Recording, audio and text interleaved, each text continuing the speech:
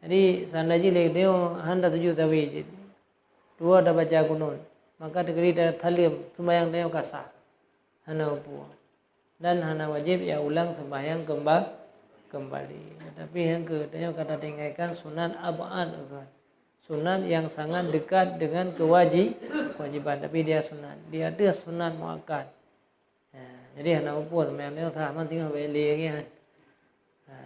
Yang hana dengan yaitu tak tempe dengan sujud sawi. Sujud sawi itu tempe mendak.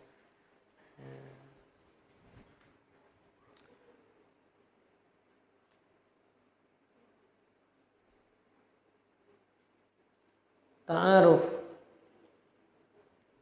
Yang ta'aruf apa? Ta'aruf dalam bahasa Lawayu ataupun yang ta'aruf yang dimaksudkan yaitu bil ma'ruf. Dibubut kebaikan yang ma'ruf kepada istri. Jadi ta'aruf ini perkenalan bahasa Lawayu pun makna ta'aruf yaitu bahasa keren Lawayu. Ta'aruf yaitu kenalan, tambah kenalan lo. Jadi sesama perempuan anak pun. Tapi yang bukan mahram, yang kan sesama perempuan, sesama jenis, maka ta'arufnya kupu tujuannya. Jadi karena ta'aruf yang diajarkan karena ta'aruf dia sebelum menikah giu pinang itulah tujuannya untuk ta'aruf.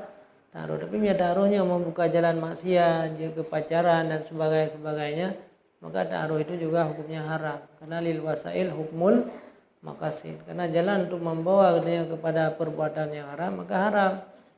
Lagi jalan dia, jalan yang jalannya ni dia juga me haramnya jalannya haram bagi dia yang boleh yang upuh. HP yang upuh tujuannya, yang untuk kebaikan ke nafala, yang haram pada keburukan maka berdoa. Tapi mana taruh wa amr bil yang taruh yang diartikan bahwa berbuat ma'ruf kepada wanita. Nyana tidak bayar Quran. Jadi artinya putra mudahnya uyu puput kebaikan, uyu jaga para wanita, uyu binafkah.